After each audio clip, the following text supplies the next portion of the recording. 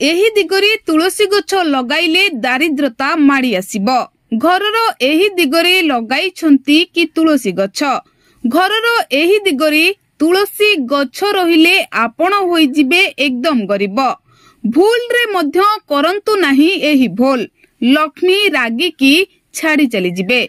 हिंदू धर्म रे समस्तंक घर आगरे तुलसी गछ रही थाए।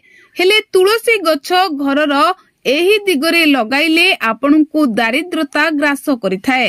केवल एतिकी नुहे, जदि आपण एहाको भूल दिगरे रखंती तेबे एहा आपनको समग्र परिवार को असुविधारे पकाई पारे।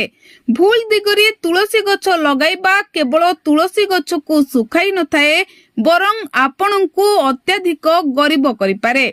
सेथिपई आज आमे आपनकु कहिबो घरे तुलसी गछ लगाइबा पाई केउ दिग सठिक दिग अटे।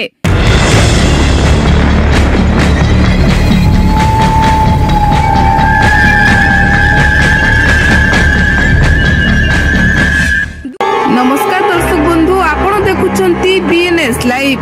आपण जदि आम वीडियो को यूट्यूब रे देखुछंती चैनल को सब्सक्राइब करंतो। जदि फेसबुक रे देखुछंती तेबे फेसबुक पेज को लाइक फॉलो करंतो। आउ वीडियो टी किपरि लागिला ताहा हमकु कमेंट माध्यम रे निहाती जणांतो। वर्तमान आसंतु जानिबा घरर केउ दिगरे तुलसी गछ लगाइबा उचित होइथाए। कुहा जाय जे घरे भूल रे मध्य तुलसी गछ दक्षिण दिगरे लगा जिबा उचित नुहे।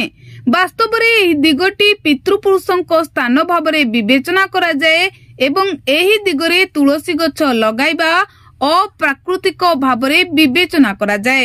एही दिगरे पितृपुरुषंक उद्देश्य रे संध्यारे एक चारिपाखिया तेल दीप जलाइबा उचित। कुहा जाए जे दक्षिण दिगरे तुलसी गछ लगाइले आपनको अनेक समस्यार सामना करबाको पड़ी पारे। माता लक्ष्मी एपरि कले क्रोधित हुअंती एवं आपनको आर्थिक संकटर सम्मुखीन हेबाको पड़ी थाए। सेथिपई भूल रे मध्य एही दिगरे तुलसी गछ लगांतु नाही। वास्तु शास्त्र नियम अनुसार तुलसी गछ को पूर्व किंबा उत्तर दिगरे लगाइबा उचित होइथाए। कुहा जाए जे एही दिगरे धनर देवता कुबेरंको सहित जड़ित बोली विवेचना करा जाए। सेथिपई एही दिगरे तुलसी गछ लगाइबा अत्यंत शुभ होइथाए। एही दिग मा लक्ष्मीको सहित मध्य जड़ित, तेणु पूर्व किंबा उत्तर दिगरे तुलसी गछ लगाइबा सबुठारु उपयुक्त दिग भाबरे विवेचना करा जाए। एही दिगरे तुलसी गछ लगाइबा द्वारा धन एवं समृद्धता आपणको घरे रहिथाए एवं सकारात्मक शक्ति आसी थाए। Bureau report, BNS news live.